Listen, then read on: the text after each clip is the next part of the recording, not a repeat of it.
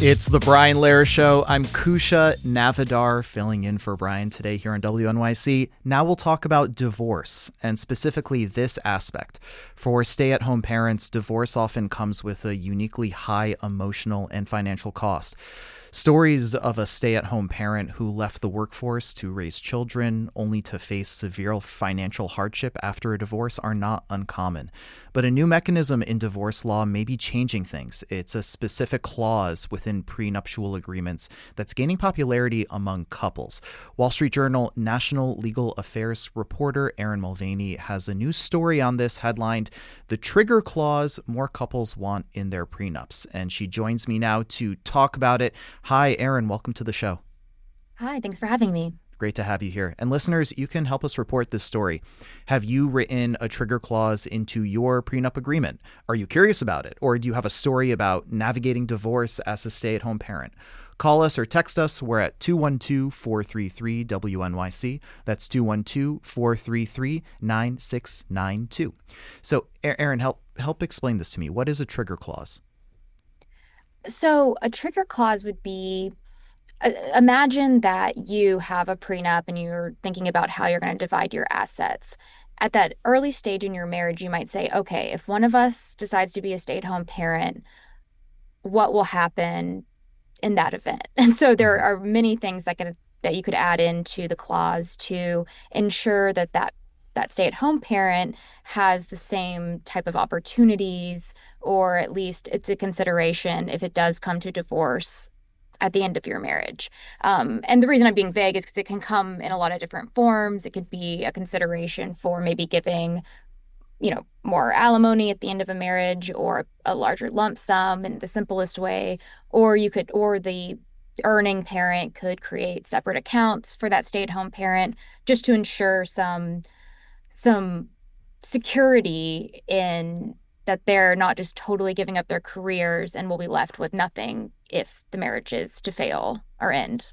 Yeah, and this conversation happens supposedly for many people before children come into the picture, before marriage, but not for everybody.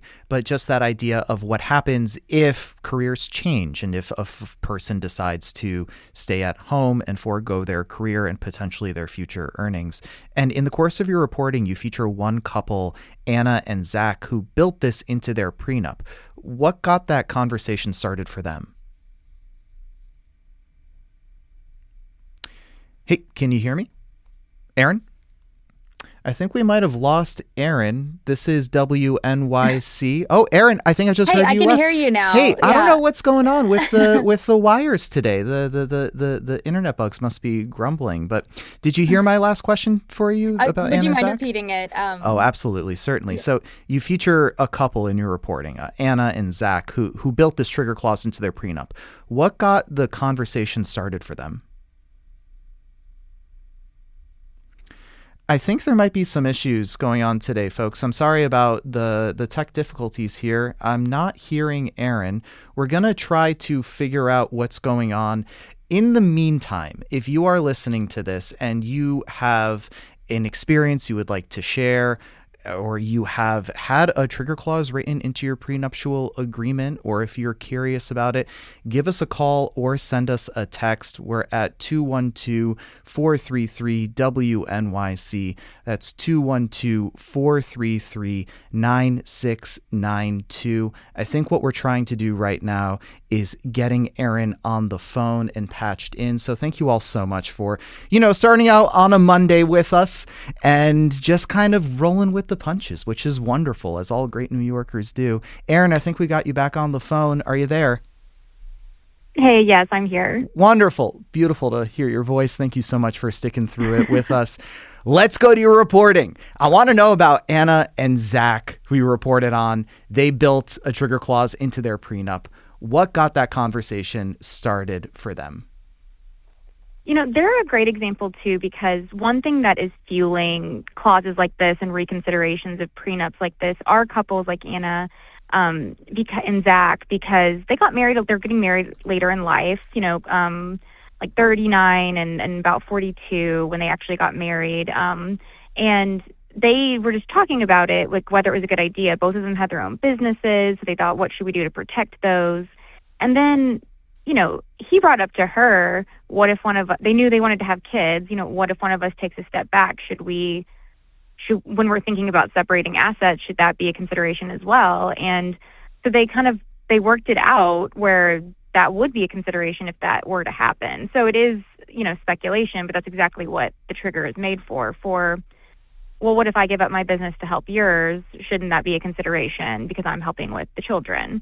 And so that's kind of the most basic way to look at the motivation for these types of things. And they're in love and have no reason that they want to break up, but or thinking they would break up, but they just wanted to make sure that they were having this conversation on the front end about their finances and their future. That I think that's why they thought it was worthwhile to consider. Let's bring down a caller. We've got Corey Lynn from Cedar Grove, New Jersey. Hey, Corey, welcome to the show.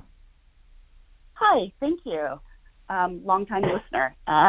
Thanks for having me on. So I went through a contentious divorce in New Jersey. It lasted 5 years. I was a stay-at-home parent for almost 20 years, raised my kids, supported my husband's career. And unfortunately in New Jersey, that isn't considered in terms of financial divorce settlements. So I was in grad school full-time, and I was imputed an income, which affected my alimony and child support. And I was so poor that I qualified for very low-income housing. And I'm very grateful that I have affordable housing right now. But it doesn't seem fair. There was absolutely no point to be made in the family court system in New Jersey for having contributed to my child's welfare and my husband's career, and all of that did not matter one bit. Corey, thank you so much for sharing that experience of yours. I'm sorry to hear about those challenges. And, it reminds me of, Erin, something I thought of during your reporting when I was reading about it, because an attorney you spoke with in Manhattan said it's frankly disappointing how little credit stay-at-home parents get in divorce court. Before these clauses existed, was there some default arrangement couples fell back on, or were most stay-at-home couples just completely exposed?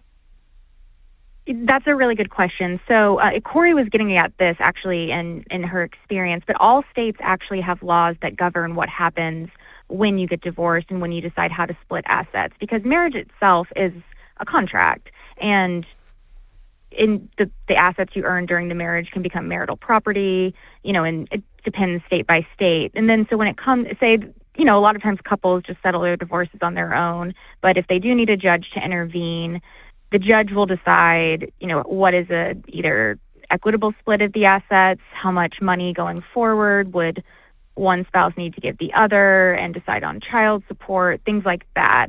So it's like if you don't have a prenup, it'll fall back on the state laws wherever you live and how those judges determine the outcome of your divorce. Right, and it can vary state by state, and it can vary even judge by judge. So I'm saying just the rulings can vary. The laws are they exist, obviously. So the laws vary too. Yeah, for sure. Some are more generous than others, I would say. There's another text that I wanted to bring up here that says, please acknowledge the reality that the vast majority of stay-at-home parents are women. And by the way, it is easier for men to re-enter the workforce than women if they take time off.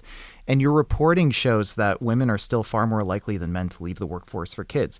So does that mean that these clauses mostly end up protecting women, or is that societal trend addressed in some ways with a lot of these trigger clauses?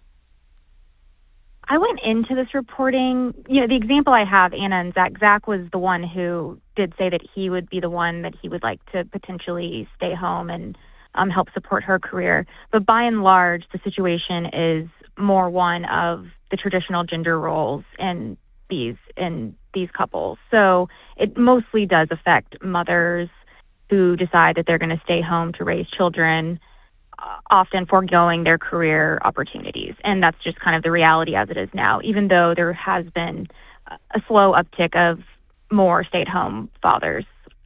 Mm. One woman you spoke with left a finance career to start hosting prenup events around New York. I thought that was so interesting. Did you get to attend one of those events? Unfortunately, no. I really wish I had. But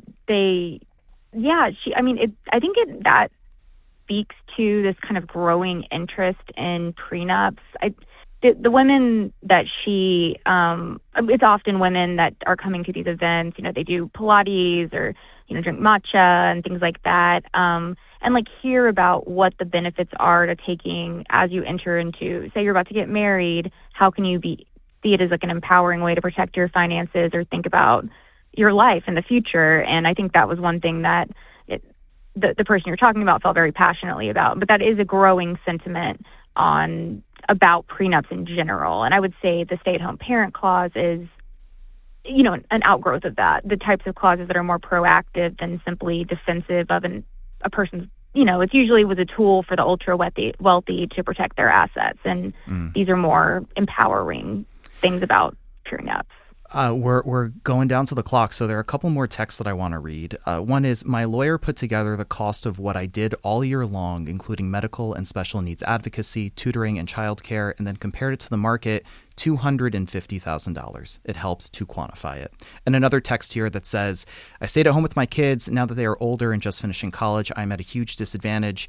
And much of it has to do with not just earning power, but no pension or good Social Security. So we can see that this is a problem a lot of folks are dealing with through the trigger clause, but we'll have to leave it there for today. My guest has been Wall Street Journal National Legal Affairs reporter Erin Mulvaney. Her story, The Trigger Clause, More Couples Want in Their Prenups. Erin, thanks so much for talking about it with us and bringing your reporting to us. Thanks for having me. All right, folks, that's it for the Brian Lehrer Show today. Stick around for all of it, and we will see you here tomorrow. Be well. WNYC's journalism and storytelling is heard by millions of passionate listeners. Sponsors of our programming gain our listeners' attention and their respect. Learn about how your organization can support WNYC and WNYC Studios at sponsorship.wnyc.org.